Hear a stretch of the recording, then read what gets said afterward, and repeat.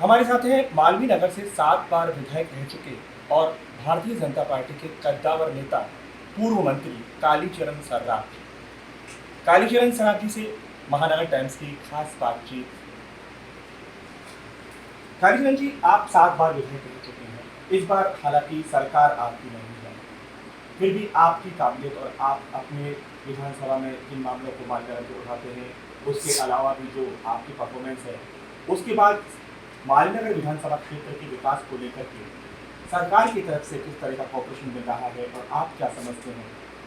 देखिए, जहाँ तक सरकार का सवाल है, सरकार की तरफ से कोई कॉपरेशन नहीं है, परंतु हमारा ये सिद्धांत है कि जब राज होता है तो कलम की ताकत से काम होता है और राज नहीं होता तो संघर्ष के आधार पर काम होता है। उसी के अनुसार हम लोग काम कर रहे हैं। जैसे मैं उदाहरण के लिए बताऊं कि जयपुरिया हॉस्पिटल में जब भारतीय जनता पार्टी का राज था, उस समय 300 साढ़े 300 का आउटडोर था, तो हमने बढ़ा करके उसको 3,500-4 हज़ार तक का हम आउटडोर दिया। 150 बेड का यहाँ पर हॉस्पिटल, मेट्रो, अपने ये मैटरनिटी होम, महिलाओं की डिलीवरी के लिए 150 सीटें हमने बेड हमने यहाँ पर रिजर्व की। एसएनसीओ वार्ड बना बच्चों के लिए, इमरजेंसी वार्ड बना, एमआरआई की सुविधा दी, सीटी स्कैन की सुविधा दी। इसका परिणाम था कि जहाँ 300 साढ़े 300 का आउटडोर था, उसकी जगह 3,500 4 हज़ार का आउटडोर हो गया। इस सरकार ने आने के बाद क्या किया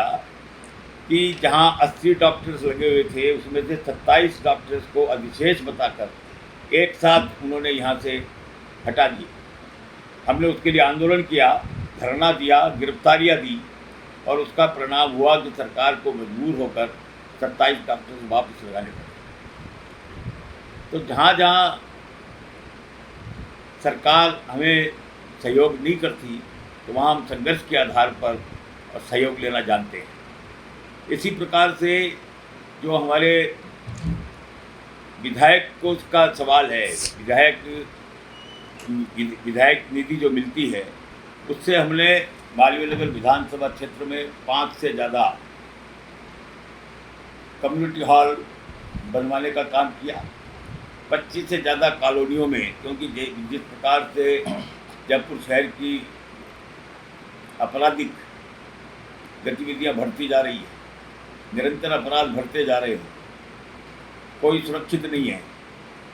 लूट की घटनाएं, चोरी की घटनाएं, डकैती की घटनाएं निरंतर हो रही है।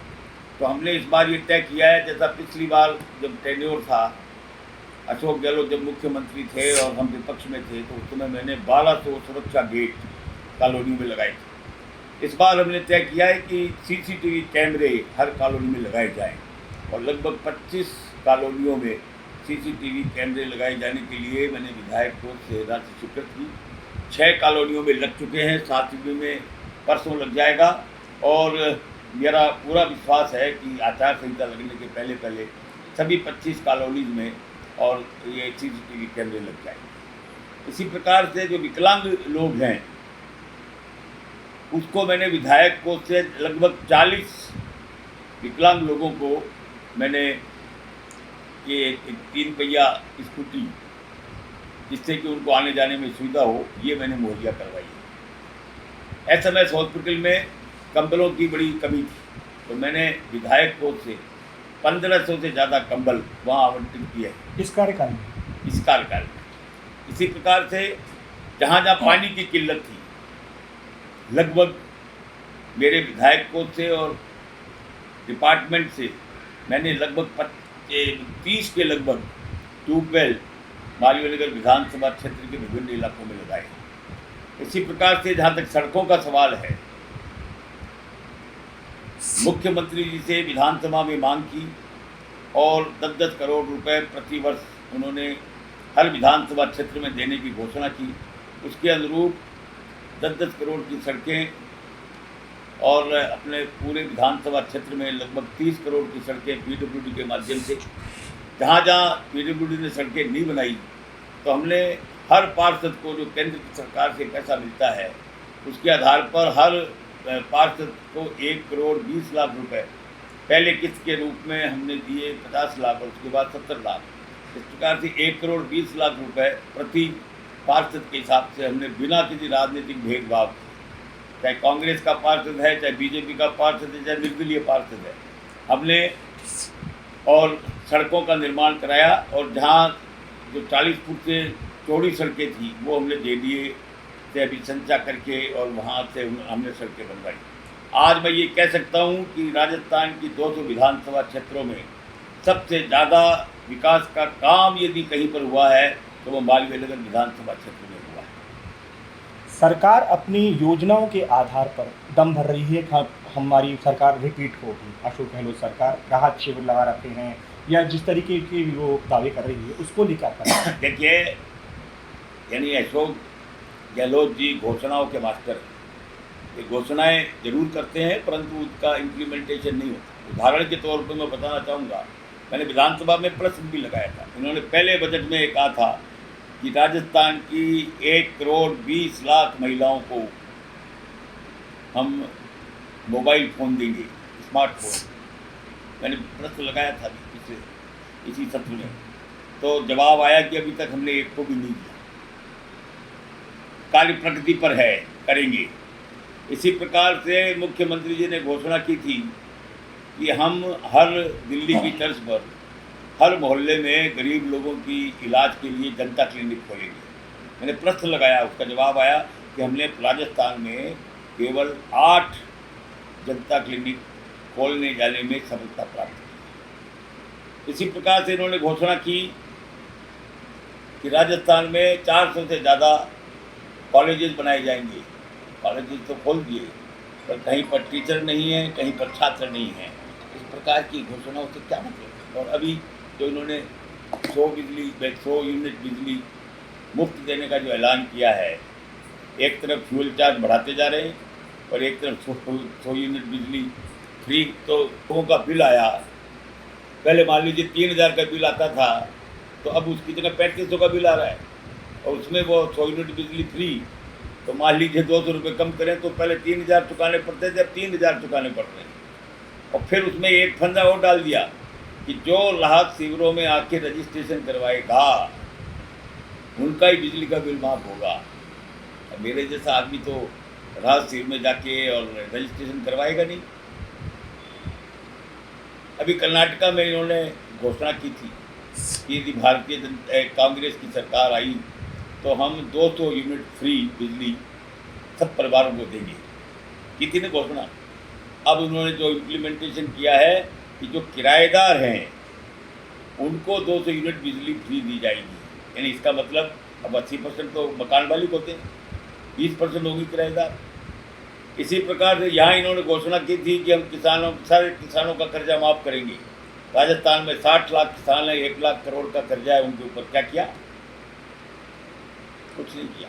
इसी प्रकार से इन्होंने घोषणा की थी कि राजस्थान में जो सबसे ज़्यादा बेरोजगारी की दर है ना, बेरोजगारी की दर सबसे ज़्यादा 8.6, उसमें हम 3500 रुपया बेरोजगारी भत्ता देंगे बेरोजगार नौजवानों को। क्या किया? कुछ नहीं किया। तो घोषणा करने में अभी जैसे अभी ये जिले बनाने की बात कर रहे हैं, जैसे बंदरबाट होती है, जिले बना दिए। अब जयपुर शहर, पहले तो इन्होंने एक निगम की जगह 2 निगम बनाए। आप देख रहे हो जयपुर शहर की क्या दुर्दशा हो रही है। सफाई व्यवस्था हो चाहे सीवरेज की व्यवस्था हो, कहीं कोई संसाधन नहीं, कहीं कोई व्यवस्था नहीं। अब ये 2 जिले बनाएंगे जयपुर में, यानी गोविंद देव जी के मंदिर को और मोती डूंगरी गणेश जी को भी अलग अलग कर दिया। ये दुर्भाग्य है। जयपुर सवाई जय सिंह जी ने वास्तु के हिसाब से जयपुर शहर का निर्माण किया, आपको ध्यान होगा। और अब इसको 2 जिलों में बांट देंगे। आखिर क्या करना चाहते हैं? केवल छोटी घोषणाएं। अब इन्होंने घोषणा की है कि प्रतापनगर में अल्पसंख्यकों के लिए छात्रावास बनाएंगे। क्यों भाई? प्रतापनगर में बहुसंख्यक जो जहाँ हिंदू बहुल एरिया है वहाँ अल्पसंख्यकों का कैसे बनेगा हॉस्टल? बल्कि मानसरोवर में ऑलरेडी है। अभी आपको बनाना है तो बनाइए ने, यहाँ अपने रामगंज में बनाइए, ईदगाह के आसपास बनाइए, जहाँ मुस्लिम बहुल एरिया है। यानी रेजिडेंशियल एरिया में लोग बाग हॉस्टल से नफरत करते हैं, क्योंकि जहाँ 100-150 लोग बच्चे रहेंगे तो वहाँ निश्चित रूप से कानून व्यवस्था बिगड़ती है, और वहाँ पर अल्पसंख्यकों को हॉस्टल बनाएंगे। क्या क्या करना चाहते हैं आप लोग?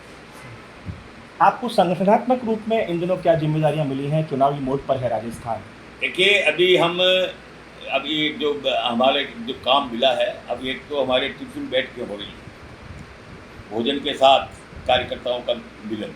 दूसरा, हर विधानसभा क्षेत्र में लगभग 100-125 लोगों को, जो प्रमुख लोग हैं, जो प्रतिष्ठित लोग हैं, जो समाज में प्रभाव रखते हैं, प्रबुद्धजन, उनसे घरों पर जाकर के मिलना और उनके साथ चाय पीना, ये कार्यक्रम हमारे यहाँ चल रहा है, जिसकी शुरुआत हमारे संगठन महामंत्री चंद्रशेखर जी के साथ मैं गया था। अपने जो जयपुर राजस्थान के डीजी रहे हैं ओपी गल्होत्रा जी, तो सीबीआई में भी 14-15 साल डायरेक्टर रहे और रिटायर हो गए, उनके घर गए थे। और IIS के जो चांसलर हैं अपने डॉक्टर अशोक गुप्ता, उनके यहाँ भी हम गए थे, और ये हमारी निरंतर ये काम कर रहा है। आगामी विधानसभा चुनाव में सबसे बड़ा सवाल जनता का है और कार्यकर्ताओं की भी मन की बात है कि चेहरा घोषित किया जाए तो कहीं बेहतर तरीके से चुनाव में बीजेपी उतर पाएगी। पर क्या आप मानते हैं कि मोदी जी के चेहरे पर चुनाव लड़ने की जो आपका आला कमान या आपके जो वरिष्ठ पदाधिकारी बात करते हैं, उनसे कुछ राजस्थान को फायदा होगा या चेहरा घोषित किया जाना चाहिए? देखिए, ये शीर्ष नेतृत्व का मामला है। शीर्ष नेतृत्व जो उचित समझेगा वो करेगा, और शीर्ष नेतृत्व ने पूरा राजस्थान के बारे में उनको जानकारी है, सर्वे किया है उन्होंने, उसके आधार पर जो भी निर्णय होगा उसको सब कार्यकर्ता मानेंगे। नकल प्रकरण और दूसरे प्रकरणों को लेकर के विपक्ष लगातार हावी है, और अब परंतु सत्ता पक्ष का कहना है कि चुनावी वर्ष होने की वजह से ही ये प्रोपेगेंडा किया जा रहा है, दिखावा किया जा रहा है। ठीक है, चुनावी वर्ष के कारण हमने 18 के 18 जो परीक्षाएं आपने आयोजित की, वो 18 के 18 में पेपर लीक होगी, चुनावी वर्ष के कारण हुआ है। आपकी लचर कानून व्यवस्था और आपके मंत्री और आपके संगठन के लोग इसमें इन्वॉल्व हैं, इसलिए अब ईडी इसकी जांच कर रहा है। इसलिए हमने इस मांग की कि सीबीआई से जांच कराओ। गोविंद डोटासरा जो आपके प्रदेश के अध्यक्ष है, कैसी विडंबना है, जादू है कि उनके रिश्तेदार, 4 रिश्तेदारों का आरएएस में सिलेक्शन हो गया, लिखित में उनके नंबर कम आए और इंटरव्यू में उनके नंबर इतने आए कि उनका सिलेक्शन हो गया, और जो बाकी जो टॉप पे आए थे वो बेचारे रह गए। क्या है ये? अब राजीव स्टडी सर्किल के अधिकारी और ये पेपर लीक प्रकरण में जुड़े हुए हैं। जो जोरोली जो माध्यमिक शिक्षा बोर्ड के चेयरमैन थे, उन्होंने कहा कि ये राजनीतिक संरक्षण प्राप्त था पेपर लीक को, क्यों नहीं जांच करवाते? जांच नहीं करवाएंगे क्योंकि उसमें कई बड़े लोग फंसेंगे, कई मंत्री स्तर के लोग फंसेंगे। इसलिए डॉक्टर किरोड़ी लाल और भारतीय जनता पार्टी जो आंदोलन कर रही है, वो बिल्कुल इन नकाबपोशों को यानी पर्दाफाश करने के लिए ये लड़ाई चल रही है। चुनाव से इसका कोई संबंध नहीं है। आपके चिकित्सा मंत्री रहते हुए आपने एक नया प्रयोग किया था। आपने एक सपना देखा था कि उपनगरीय क्षेत्रों के अंदर भी अस्पताल विकसित हो, सरकारी अस्पताल जिससे SMS का भार कम हो, परंतु आपका वो सपना आज तक पूरा नहीं हो पाया। क्या सत्ता परिवर्तन के बाद या आपकी सरकार में कुछ कमियां रही उस समय? देखिए, हमने हमारे समय में जयपुर शहर के चारों ओर, जयपुर के पश्चिम में अपने कांवटिया हॉस्पिटल, जयपुर के दक्षिण में जयपुरिया हॉस्पिटल, जयपुर के उत्तर में गणगौरी हॉस्पिटल और जयपुर के पूर्व में सेठी कॉलोनी की सैटेलाइट हॉस्पिटल, इन चारों को हमने डेवलप किया। और उसका ये परिणाम था कि SMS हॉस्पिटल में भार कम हुआ, और RUHS में जो 1200 बेड का जो हमने हॉस्पिटल बनाया, उसका ये परिणाम था कि जब अभी कोरोना की महामारी आई, यदि वो RUHS का हॉस्पिटल नहीं होता तो क्या पता कितने लोग मौत के ग्रास में जाते, मौत के आगोश में जाते। तो हमने ये काम किया था, परंतु दुर्भाग्य है कि आज जो भी चिकित्सा मंत्री है, उनको ABCD पता नहीं है चिकित्सा की, और मनमाने ढंग से और वो काम कर रहे हैं, और सारी चिकित्सा व्यवस्था चौपट हो गई। और हमारा फिर प्रयास रहेगा हमारी सरकार आने के बाद, SMS हॉस्पिटल में केवल गंभीर बीमारियों के मरीज जाएं और बाकी सब अपने अपने मतलब जो बड़े हॉस्पिटल्स हमने जो डेवलप किए थे उनको हम फिर डेवलप करेंगे। अब जैसे मैंने बताया था कि जयपुरी हॉस्पिटल, यहाँ MRI की सुविधा नहीं थी, सैटेलाइट की सुविधा नहीं थी, यहाँ पर अपने ये मैटरनिटी होम नहीं था, हमने सब व्यवस्थाएँ की। इसी प्रकार से अपने कांवड़िया हॉस्पिटल को हमने डेवलप किया, कटगोरी हॉस्पिटल को डेवलप किया, परंतु सब चिकित्सा व्यवस्था चौपट हो गई। आने वाले समय में राजनाथ सिंह जी, नड्डा जी और कई संगठन से और आपके केंद्रीय मंत्री राजस्थान दौरे पे आ रहे हैं। आपको लगता है कि इससे राजस्थान में वापस बीजेपी की हवा बनेगी? देखिए, भारतीय जनता भी अब जनता निश्चित कर चुकी है कि जिस दिन राजस्थान में चुनाव होंगे कांग्रेस का थूपड़ा साफ होगा और भारतीय जनता पार्टी भारी बहुमत के साथ राजस्थान में सरकार बनाएगी। ये है कालीचरण सर्राफ जी, जिनका कहना है कि राज्य सरकार की ओर से मालवीय नगर विधानसभा क्षेत्र के विकास को कोई खास सहयोग नहीं मिलने के बावजूद वे अपनी मांगें पुरजोर तरीके से रखते हुए क्षेत्र के विकास के लिए हमेशा सक्रिय रहते हैं। सहयोगी विष्णु के साथ राहुल गोस्वामी, महानगर टाइम्स।